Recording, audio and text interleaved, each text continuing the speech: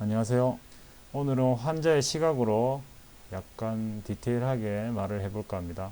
우선 저는 대학병원에서 개두술 4번, 감마나이프 수술 1번, 총 5번의 수술을 받았습니다. 참고로 이 수술들은 입원 전에 MRI를 통하여 종양이 발견된 후의 과정이니 그 점을 유의해 주시면 감사하겠습니다. 수술을 하기 전에 입원을 합니다. 물론 오후 입원이면 오전에 코로나 검사를 받고 입원실이 비면 입원 수속을 하게 됩니다. 입원을 하는 그날은 수액을 맞는 것 외에는 딱히 하는 것이 없습니다. 저 같은 경우는 휴대폰으로 영화를 보면서 약간 긴장을 풀었었습니다.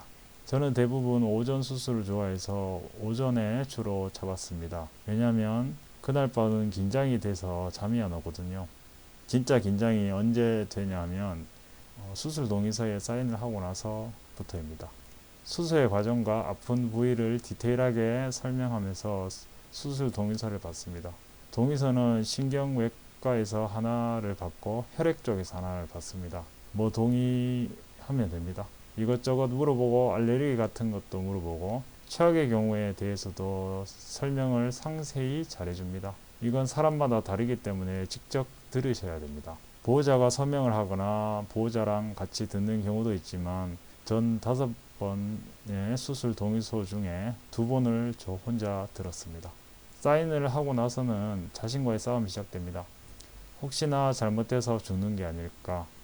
혹시나 잘못돼서 바보가 되진 않을까?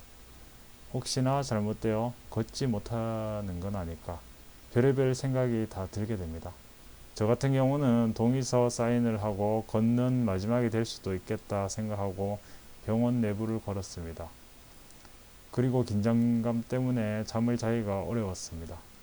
이건 수술을 반복해도 긴장되는 건 어쩔 수 없었습니다.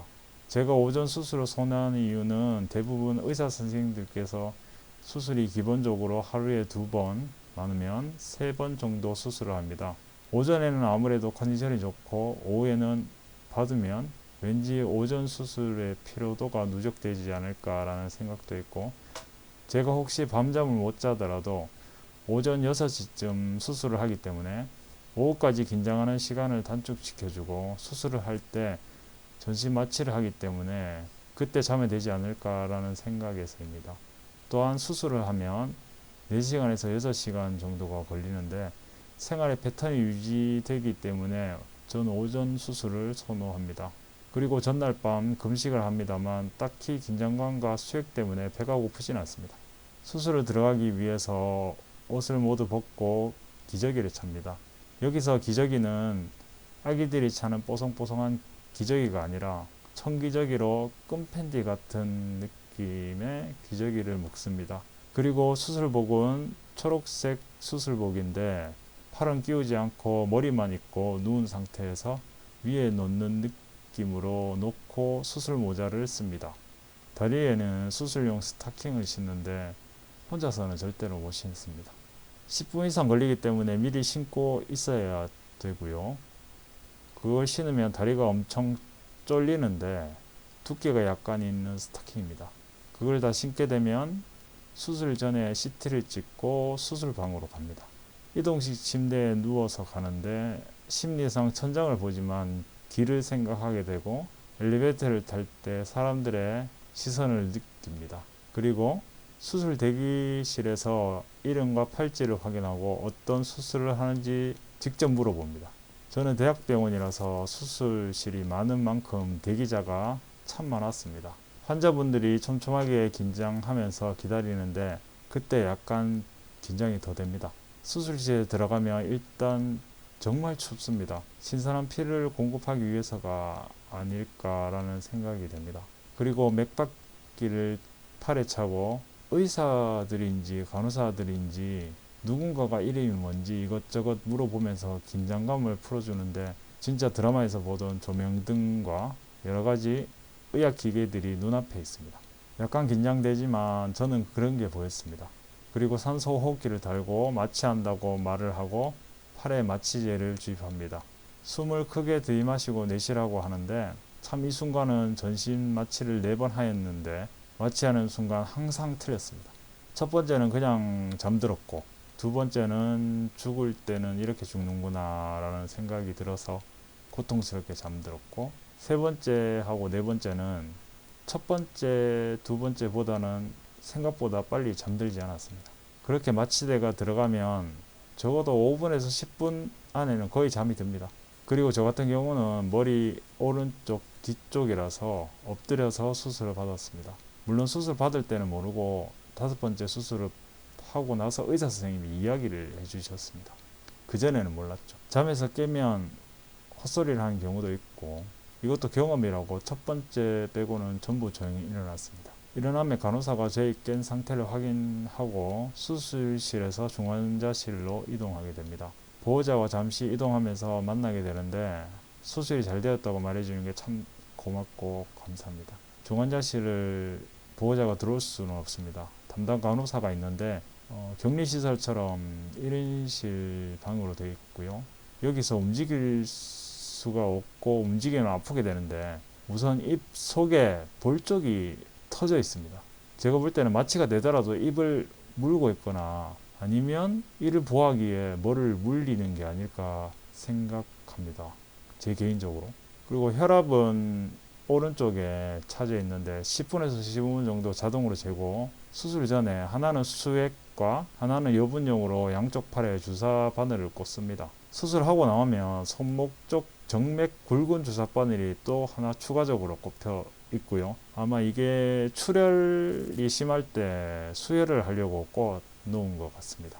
그리고 소변줄이 꼽혀 있고요. 그래서 약간 찌릿찌릿합니다. 소변을 누고 있는 시원한 느낌은 안 나는데 소변이 잘 나온다고 간호사 선생님이 말해줍니다. 그러면 아, 소변을 누고 있구나 그렇게 생각합니다. 또한 목 뒤쪽에 바늘이 꼽혀 있는데 이게 뭔지는 잘 기억이 안 나는데 수술 동의서를 작성할 때 이야기하는 내용입니다. 이 바늘 또한 수술 시 변수가 생겼을 때 대비한 바늘로 저는 기억합니다. 여튼 여러 가지 의약 용품이 몸에 다 덕지덕지 붙어 있어서 움직일 수가 없습니다. 중환자실에는 하루에서 하루 반나절 정도 머무는데 진짜 고통스러운 시간입니다. 머리는 아프고 몸은 못 움직이고, 저는 안경을 벗었기 때문에 앞도 잘 안 보이고 가래는 뱉으라고 이야기를 합니다. 그리고 더 고통스러운 건 기침할 때마다 수술 부위가 들썩들썩 거리는 느낌이 나서 기침을 시원하게 못하고 몸에도 힘이 없습니다. 그리고 손목 쪽에 정맥 굵은 주사 바늘을 빼러 의사 선생님이 오시는데 굵은 주사라서 한 5분에서 10분을 지혈해야지 피가 멈춥니다. 주사 바늘이 굵어서 그런지 무조건 붓습니다. 저 같은 경우는 수술 4번 다 했을 때 전부 부었습니다. 시간이 정말 안 가지만 저녁 먹을 시간이 되면 죽을 바로 먹을 수 있고 면회를 보호자 한 분과 잠시 할 수 있습니다. 그렇게 지루하고 힘든 중환자실에 빠져나오면 일반 병실로 옮겨갑니다. 그때 소변줄을 뽑는데 진짜 남자는 고통스럽습니다. 아파도 한 번에 빼는 게 좋습니다. 그리고 목 옆에 주사 바늘을 빼고 스타킹을 벗습니다. 시기가 조금 다르지만 일반실로 갈 때 전부 이제 스타킹도 벗고 주사 바늘을 빼는 경우가 있고 일반실에서 빼는 경우도 있습니다. 저는 수술마다 좀 달랐습니다. 일반 병실에는 소변량과 대변량이 어느 정도 나오는지 체크를 하고 또 먹는 양이 뭘 먹는지 그런 걸 체크를 했었고요. 항생제하고 스테로이드를 주사로 맞습니다. 그래서 먹는 것보다 더 양이 많이 들어가고요. 그렇게 입원 생활이 시작됩니다. 이 외에도 이야기가 있지만 좀 영상이 길어질 것 같아서 틈틈이 올리도록 하겠습니다. 언제 시간 되면 수술비와 보험에 관해서도 저는 잘 모르지만 이야기를 하면 좋을 것 같다는 생각도 듭니다. 오늘도 시청해 주셔서 감사합니다. 우리 모두 건강하고 행복한 삶을 살았으면 좋겠습니다. 감사합니다.